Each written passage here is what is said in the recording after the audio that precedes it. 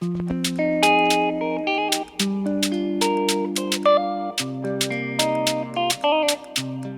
between somebody's legs, having somebody touch your scalp or even work on your scalp.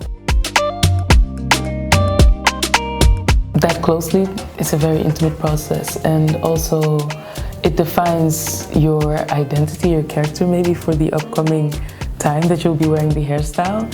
It also defines you in a way. So we're in Amsterdam, we're in Holland. There are different beauty standards here other than in Burundi. And there was little to no representation for women like me when I was younger. So I had no idea about the definition of beauty. I had no idea that beauty is something that's personal, how you perceive yourself. It was a long journey, a long journey to self-love, but yeah. It started with research of Burundi and the different tribes that live in Burundi.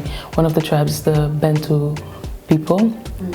And the Bantu people is actually a group of people that speak the language Swahili as well. So that's where it started for me. I started wearing Bantu knots. I started researching the meaning of cornrows, the meaning of twists, the meaning of different types of hairstyles.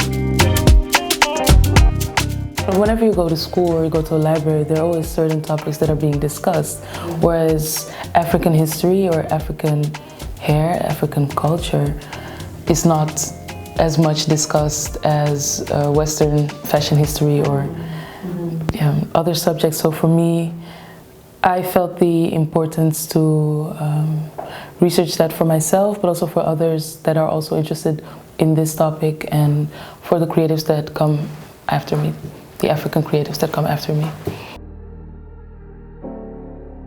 I saw a lot of people wearing Fulani braids, not understanding what Fulani braids are exactly, also misnaming them for, what was it again, boxer braids. There were many different cases where I thought to myself, would people make the same mistake if they would know, if they would be educated about the history of Fulani braids?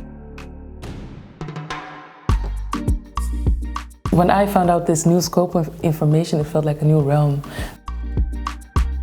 African references, that's what I love to do within my style, because I feel like there's not enough representation. And also because we live in a Western society, I would just love to see influences of myself or my mother's culture back within fashion.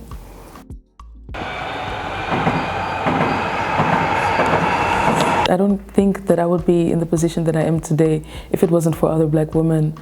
I wouldn't have the confidence to be here or to do what I'm doing right now. I wouldn't think that what I'm doing is beautiful or what I'm doing is worthy.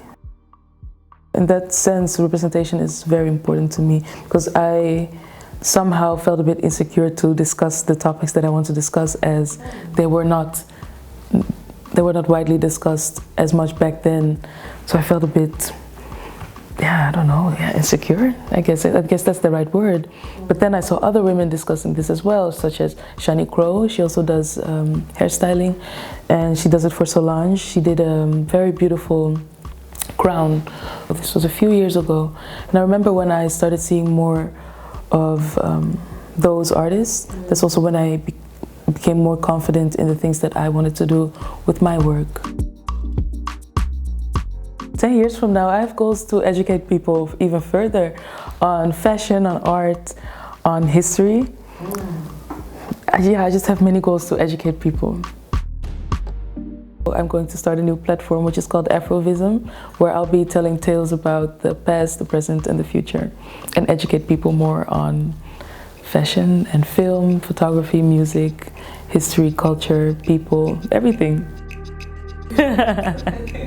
No, that's something you can expect soon.